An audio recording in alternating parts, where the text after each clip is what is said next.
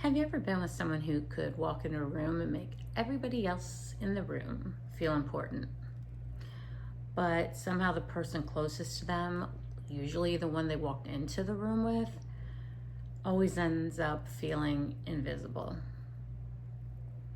That's the deal with a narcissist. Loving a narcissist doesn't usually start with cruelty. That's what's so confusing. It often starts with intensity. It starts with a lot of attention and chemistry and feeling chosen and feeling seen in a way you haven't felt seen in a very long time. And for a while, it's super intoxicating. You start believing, finally, somebody understands me. But slowly over time, something starts to change. You begin explaining yourself more, defending yourself more, apologizing more, second guessing yourself more. And one day you realize you've become emotionally exhausted trying to keep up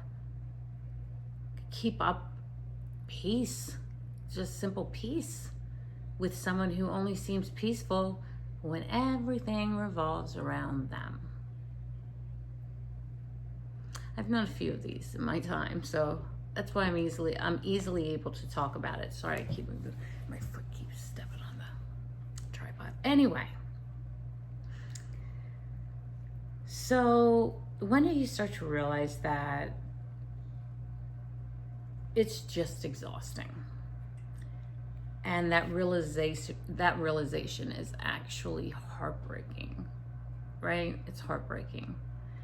Because when you love someone, you naturally want to understand them, and you want to be compassionate, and you want to be patient. And those are all very, very good signs about who you are,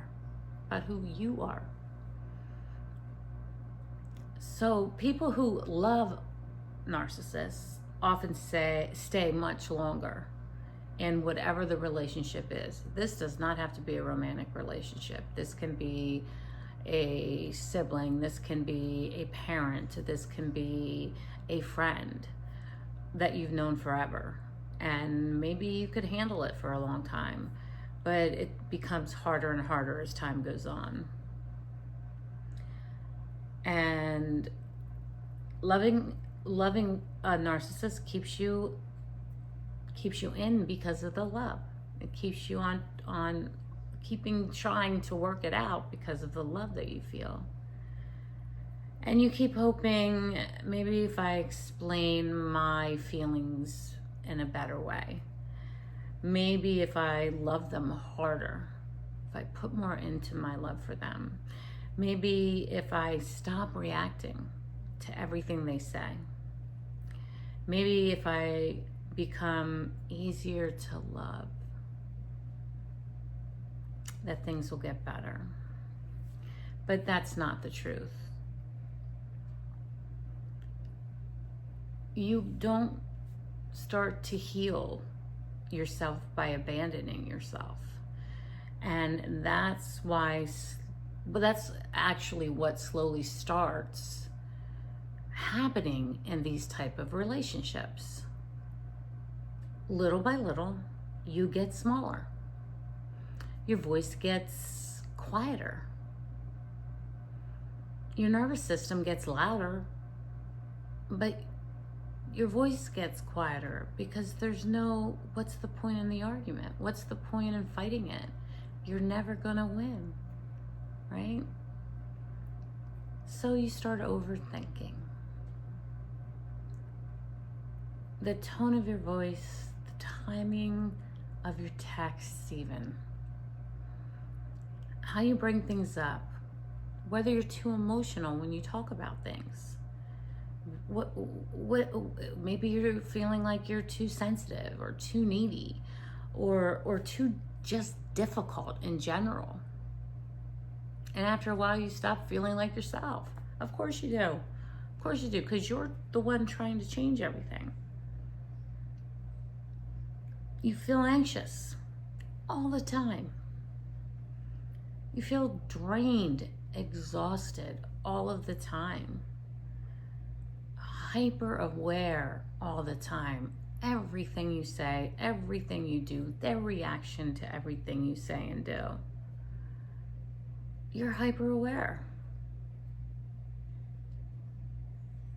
Because living a narcissist often means living in emotional unpredictability. You never fully know which version of them, which person you're gonna get at any given time.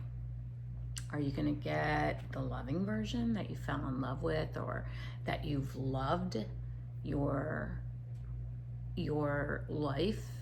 If it's been, say, a sibling or a parent, are you gonna get that person? Are you gonna get a cold version? Are you gonna get a charming version? Or an angry version?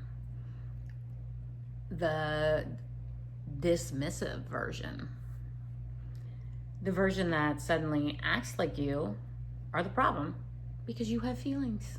You have your own feelings.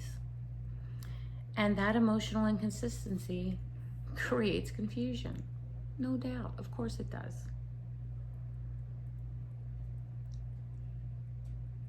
Of course it does. So a lot of people in these type of relationships start questioning their actual reality. Not because they're weak, not because because emotional manipulation is psychologically exhausting.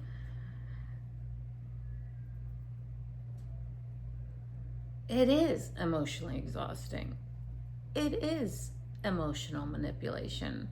And sometimes we dismiss it and say, no, that's not why. It's not that. But you're not weak. Emotional manipulation is psychologically exhausting. Absolutely. Especially when the person the person that's hurting you occasionally becomes the same person comforting you. Right? It's like a game. That creates a very deep emotional attachment cycle. And that's a problem. By the way, everyone, I'm Lisa Tarvis. I should have probably said this earlier. I'm Lisa Tarvis, and I'm a metaphysician, hypnotherapist, and intuitive counselor. I work in Royersford, and I'm at home right now trying this video from a different location. Usually I do it in my kitchen looking over my morning room, but I started thinking, even though it was 90 degrees today, the air was on so hard, and it was on low, and I was not home, and I got home and I was freezing. So I turned the fireplace on. I know, air conditioning, fireplace, probably not exactly energetically the best way to manage things, but I really needed to do this podcast tonight in this way because I think more of us are suffering from this than we even understand. I think we all deal with narcissistic people in our lives and think something's wrong with us. And that's what I want to explain tonight. Because being with a narcissist is actually lonely. It can be very lonely. And one of the hardest and loneliest parts is that from the outside, other people may not even understand what's happening with you. They may think, oh gosh, you're the luckiest person ever to have this person in your life, right? You're so lucky. But they don't understand. They don't see the other side. They see the charming, happy person that you first met or that you knew growing up. Because narcissistic people are often very, very good at appearing charming, generous, funny, charismatic, and very successful publicly. So while you're slowly emotionally drowning privately, right? You're drowning in yourself. Everybody else may see this perfect, polished version, right? And that can make you feel even more alone, no doubt. Now, I want to say something important here, because it is important that I also say this. Not every selfish person is a narcissist. You can actually just be a selfish person, or just be selfish in some areas of your life. I have areas of my life where I'm selfish, especially with my time. If somebody makes an appointment with me, I'm there. They just don't show up. I am not a happy girl. Not happy at all. They just wasted time that I could have been helping someone else, or I could have been doing something with my family, for someone I love. So, to me, selfishness is not always narcissism. Not every difficult relationship is narcissistic abuse. People can have difficult relationships and not have a narcissist involved in it. And nobody listening should use this episode right now to diagnose every ex they've ever had. Right?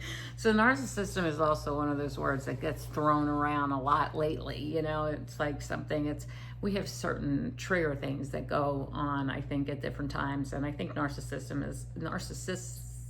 and the word narcissistic is a big trigger word right now. Everybody's a narcissist, or not everybody is a narcissist, and not everybody that's selfish is, not everybody that has, not everybody actually suffers from what I think of as an actual disease. Definitely a personality flaw and a personality hiccup. So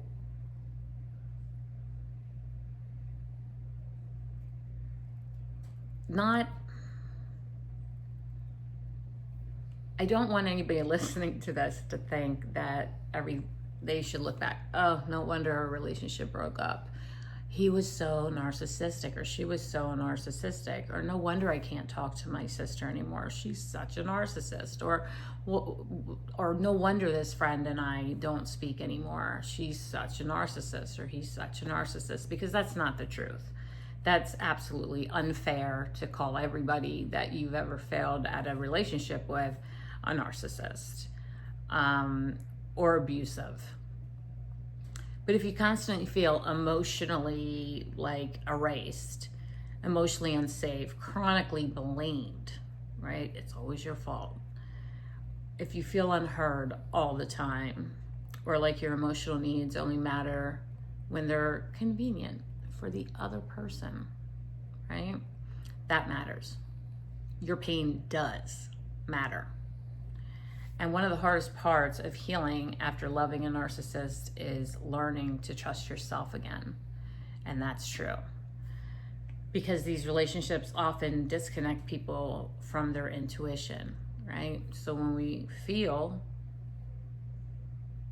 like this is the person, and you're using your intuition, and your intuition feels that way, and then it turns out that they're actually an abusive narcissist. And saying abuse does not mean laying hands on you. That's a relationship you get out of immediately.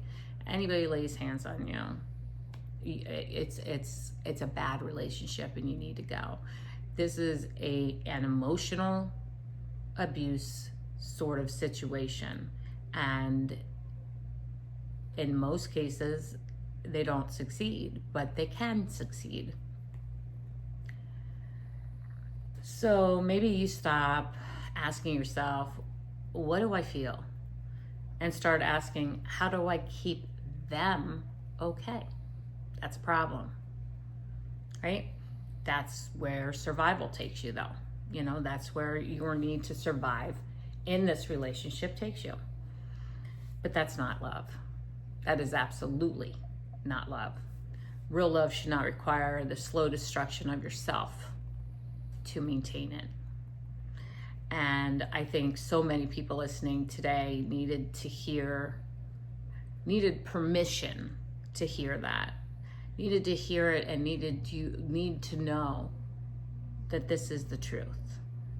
That you don't need permission to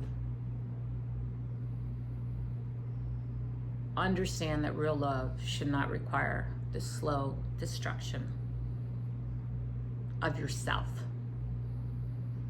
That's not love. So people often then make a very easy, very simple transition into asking yourself, why am I staying? They make a transition into trauma bonds from their past and now creating another trauma bond.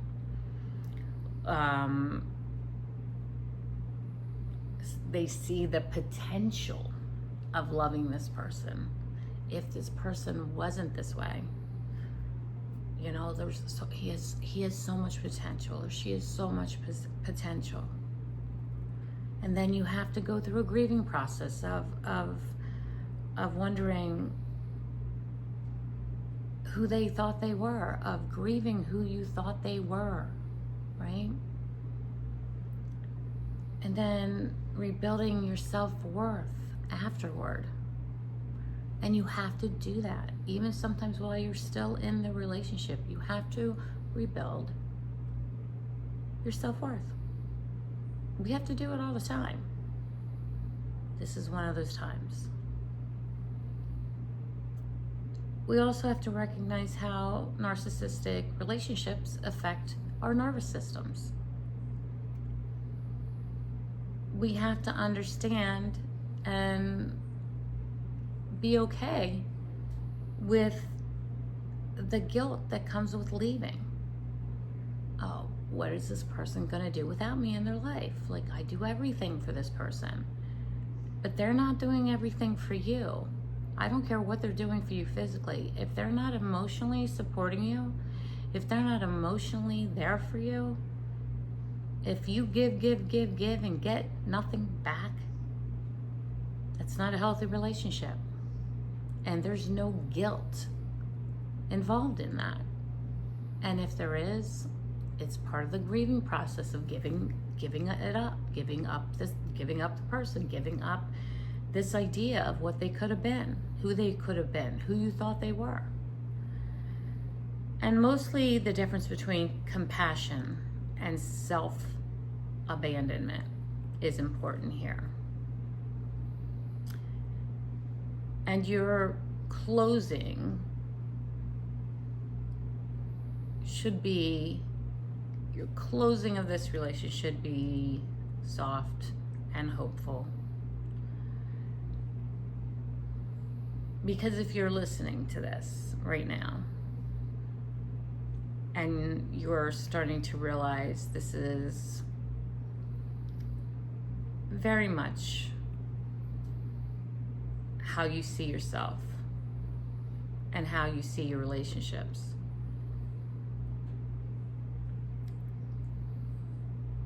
if you're listening to this and realizing how much of yourself you've lost trying to love someone else, you need to know this, right? What I'm about to say is something that's important for you to realize, because this is what we do to ourselves when we're trying to defend our love of a narcissist. You are not hard to love.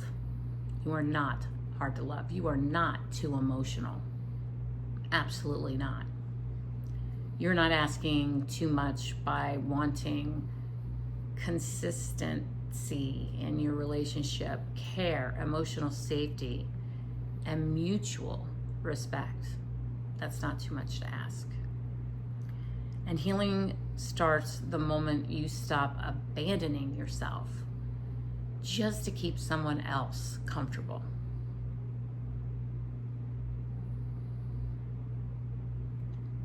Okay? This has been important, and I really wanted to focus on this because I see this in my practice with my clients, and I see this all the time with relationships that I watch around me, and I recognize it, and I mean, with friends and things, unless I'm asked, I'm not going to say something unless it gets abusive or really severe. But the truth of the matter is that you need to heal yourself. You need to not abandon yourself to keep another person happy and comfortable and content. You've got to think of you, how you feel. Who are you when you're with this person? Do you like yourself? Do you like who you are when you're with this person? Or is this person maybe just a lot of fun sometimes, and then rips you to shreds later? And it can be in something they don't say. It's not always the words they use. It can be something that they just don't say to you. That can be just as hurtful, just as painful. And it's all abandonment on their part, not yours. You're allowed to walk away from a narcissist. They get help, that's great, but you are not the one that has to help them, right? You can bring awareness about what you think they suffer from, that they are narcissistic. Why does somebody become narcissistic? I don't know the answer to that. I'm sure I could do a bunch of research and figure out some key things, but I don't really know. Off the top of my head, I don't know what creates a narcissist. I know that I feel deeply for people. I know I feel deeply for how I handle myself in my relationships, and I become aware of it. With my husband and my kids, do I get snippy and snappy once in a while? Sure. I'm sure I do more than I even know I do, but I'm still aware of it. I still make myself, and I apologize for it. A narcissist would have a hard time truly apologizing and meaning it. That would be a very hard task for a narcissist to do. So here's the deal. Take a breath. As I always say, you're doing so much better than you think you are. And when your mind starts to get loud again, you know where to find me. I am all over social media. I'm on Facebook, Instagram, those other ones that I don't really know that much about. I'm all over YouTube. I'm up to like 6,300 followers or something last time I looked. Subscribers, I mean. And I'm very proud of that. That's happened in the last probably 4 weeks. I went from 11 in the beginning when I started begging people to subscribe to my channel. And I've had some great success. I think you're connecting with a lot of what I have to say, and I hope this was one of those episodes. I'm gonna be right here, right? I'm gonna be here. I'll be in my Royersford office, which is inside Healing Energies Chiropractic and Wellness Center. off of Ridge Pike in Royersford. And I am always available. Comment below. Let me know what you need. Let me know what you need me to maybe talk about on a future episode of my podcast. And I will pay attention, and I will make sure that episode shows up. I'll write the episode, and I'll make sure it happens. So until next time, I will be right here watching the comments, watching the questions. www.lisatarvis.com. You can send me a message that way, or you can send me an email at lisa@lisatarvis.com. Well, it's lisa@lisatarvis.com, not at Lisa, but you know what I mean. And I'm always available, and I am here to help as much as I possibly can. So besides that, I'll talk to you on the next episode.